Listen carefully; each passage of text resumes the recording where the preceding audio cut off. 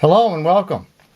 In this clip I'm going to show you some finger exercises that have helped me to strengthen the weaker fingers, specifically the fourth and fifth fingers in both hands. These exercises also help to create greater independence between the weaker fingers, and these exercises were developed by a pianist named Ernst Dohnanyi, and later I'm going to show you a link to his book of exercises. I picked out some of the easier ones to start with, and they're good for any type of pianist, whether you're into jazz, classical, country, pop, or whatever.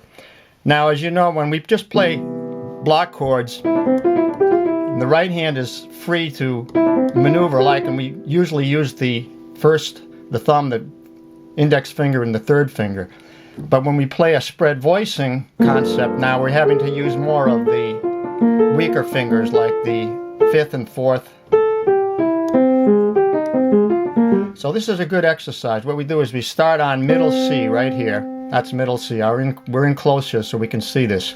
And then the octave below we put on the fifth finger of the left hand, and we have the thumb here on the middle C. And we're just going to hold those two notes down while we play the other notes in a 5-finger exercise, or it'll be 4 with one being held down. So we go right up the scale and back like that. We're holding this down. You have to put weight on these fingers, the thumb and the fifth finger over here. We do this, and we're ending up now on the D note with the fourth finger here and the index finger here in the right hand. Now we're going to play the other notes of the remaining four notes of the 5-note scale. Well, this one's tough. This one you might have to go a little slower at first, and this is going to want to come up because it's happening to me right now. So you can just go slower, do this, put weight on them, put the weight on the notes that you're holding down.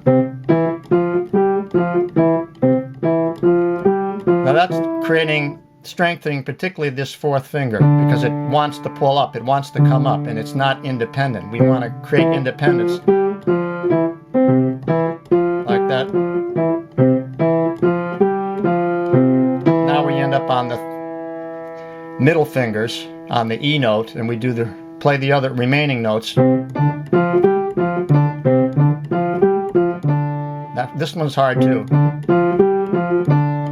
Particularly when you start out, these are going to be hard, so you're going to have to go slower and emphatically, like this. The more you practice these, the better they'll get. Now we get to the holding down the F. Now it's going to be strengthening these weaker fingers in the right hand. See, then now that fourth finger wants to come up. You see it come up? Now you could take the one hand by itself if you think that's easier. Yeah, like that.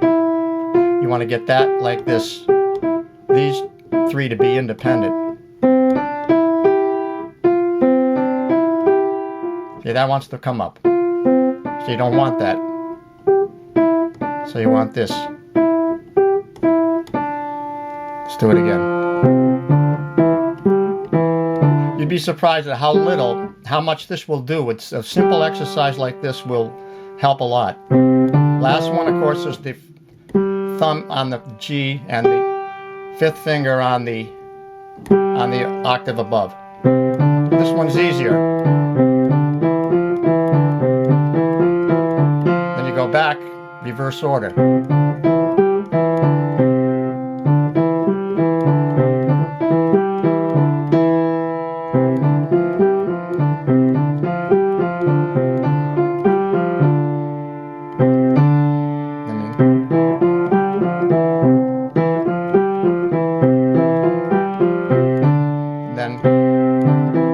Last one's easier. The important thing is that you do these emphatically, you do them slowly at first, and if you start getting tired, you have to stop, because you'll develop pain in your hand. So like, you can't overdo it with these. You can just do a few every day, and you'll notice results fairly quickly. Particularly if you're playing scales or things like that, you'll notice that your chops, as we say, you have more independence with your fingers, and with strength, better strength, particularly in those weaker, where you would do things like this. We know we can do these, like we want to get these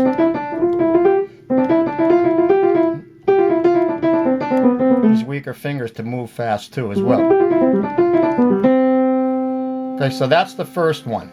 Now we'll go on to now we're going to move on to the second exercise, and actually this is the first one in his book, but it's I think it's more difficult. You're going to place the right hand in the same manner with the thumb on C like that, but then the left hand comes here on the B, so that every note between this E and this G come into play here. Then what we do is we want to exercise these two fingers, so we hold these three down, and then in the right hand we have to hold, we want those two, so we have to hold these, so that's the combination. C, D, G are being held down in the right hand, B, A, G are being held in the left hand. So now we have the open notes being E and F.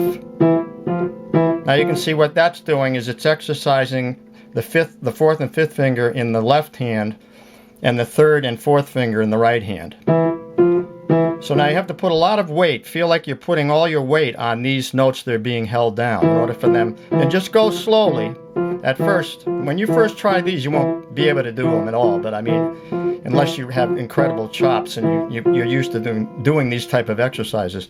Okay, so that's the first one there with the E and the F. So now we want to reverse it so that we have the fourth finger and the fifth finger being exercised in the right hand. So now we have to do this combination with these three down, these two, and this one. Now we have the F and the G open here. So now we're going to do these like that. You do that for a while. Now the next one is, I think, is a little more interesting. You hold these two down and these two. In other words, the D, the C and the D in the right hand, and the B and the A in the left hand. Now we can do some interesting combinations with these three weaker fingers, like, for instance,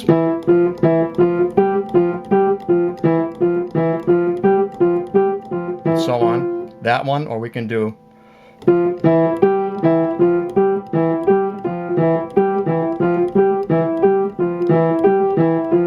that one, or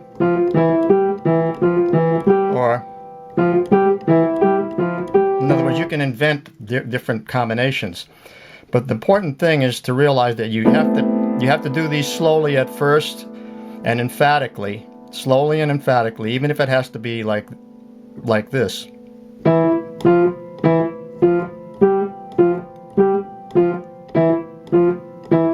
Sorry about that, my card ran out of space, so I had to delete some videos. But anyway, where I was here saying was you don't want to do this for too long before you take a rest. In other words, you don't want to overdo it, otherwise you'll get pain in your fingers and your hands. So just do a few every day, and I guarantee you'll notice a difference within a week or so.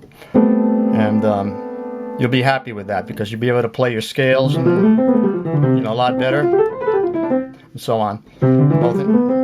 So like it's kind of a little bit of drudgery, but if you can get into it, you'll notice the results and it'll make you happy.